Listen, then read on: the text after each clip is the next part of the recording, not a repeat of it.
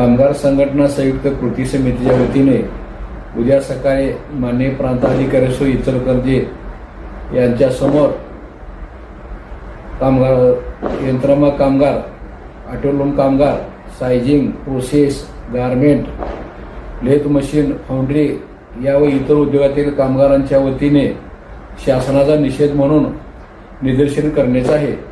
तरी सर्व कामगारांनी उद्या सकाळी 11 वाजता माननीय प्रांताधिकारी सो कार्यालय इचलकरंजी येथे मोठ्या संख्येने उपस्थित राहावे असे आवाहन कामगार संघटना संयुक्त कृती समितीच्या वतीने करण्यात येत आहे।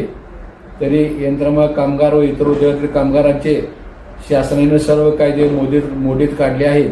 तरी याचा निषेध म्हणून उद्या आंदोलन करण्यात येणार आहे। तरी सर्व कामगारांनी मोठ्या संख्येने उपस्थित राहावे असे आवाहन महाराष्ट्र कामगार सेनेचे संस्थापक अध्यक्ष राजेंद्र निकम यांनी केले आहे। जय हिंद, जय महाराष्ट्र।